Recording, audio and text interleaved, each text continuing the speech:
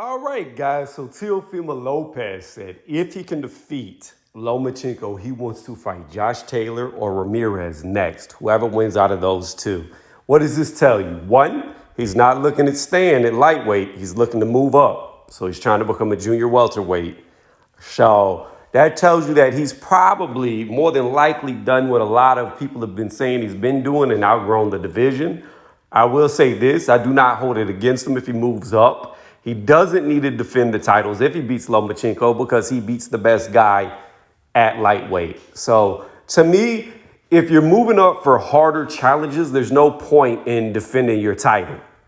That's all I'm saying. Like, I do believe title defenses matter, but when you're a smaller guy and you have the ability to move up, if you're moving up to fight the next best fighter above you, then by all means do that. I think that's more impressive than beating a number one contender or mandatory at your current weight class. If you go for the toughest guy at the division above you, and I believe Josh Taylor is going to beat Ramirez. I don't see Ramirez doing much to Josh Taylor.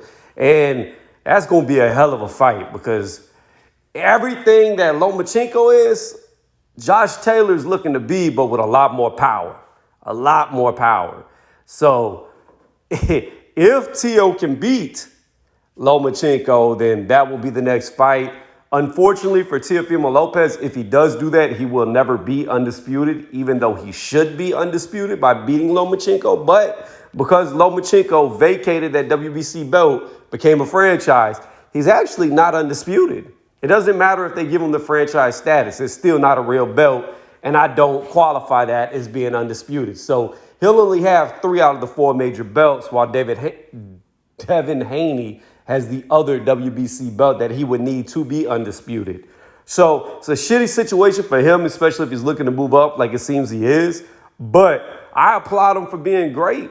Like, if he actually does what he says he's going to do, and I have no doubts that he will, he's doing what people have been wanting fighters to do. Step up, take on the greatest challenge. And that's how you build a legacy. So if he goes from Comey to Loma to Taylor and wins, you got to put him in your top 5 pound for pound automatically, in my opinion. Like, he's definitely going to the top 5. I can't put him above Bud Crawford. I just can't. I don't have Loma above Bud. I don't think Loma's, I don't know. I don't want to say I don't think he's better than Bud, but I believe Bud Crawford deserves it more than Lomachenko. At the end of the day, Bud Crawford was undisputed. Loma's never been undisputed. And at the end of the day, Crawford is still undefeated, whereas Lomachenko took a loss to Salido, however you want to say it, whether you think he was cheated, fouled too much, etc. It doesn't matter because at the end of the day, he did get a loss in that fight. So in my opinion, how I do my pound for pound is if you have a loss, you're automatically disqualified for number one. If there's another guy who's done very well, that's undefeated. And that's the problem that I have with putting Loma over Crawford. Crawford's never lost. Now, you can come down to strength of competition. But again, at the end of the day, Bud cleared out an entire division. Loma hasn't. Loma, he's going to have to beat Teo, and then he's going to have to turn right back around and beat Devin Haney to do the same because he decided to drop that belt.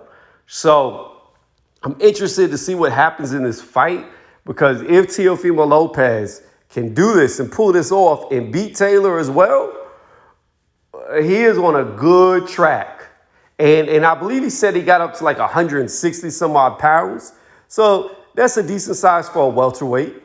I couldn't see him going much bigger than welterweight unless, he gets bigger in the off season.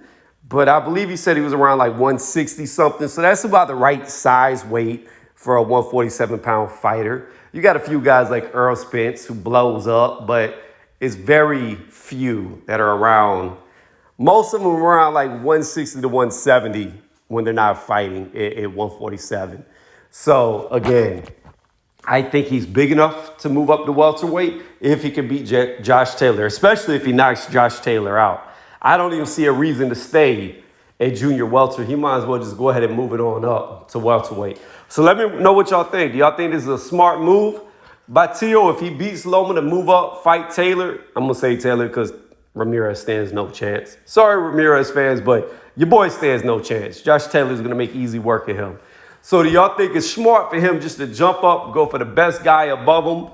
What do y'all think? Let me know. Hit up the comments section. Give it a thumbs up if you like the video, thumbs down if you dislike the video. And if you really like the video, please subscribe to the channel because that is what helps me out the most. And when you sub to the channel, hit that notification bell. That way you get updated when I drop newest content like this. That's right. I hit it really fast when I say that. Let me stop playing around. All right, y'all. Y'all have a good day.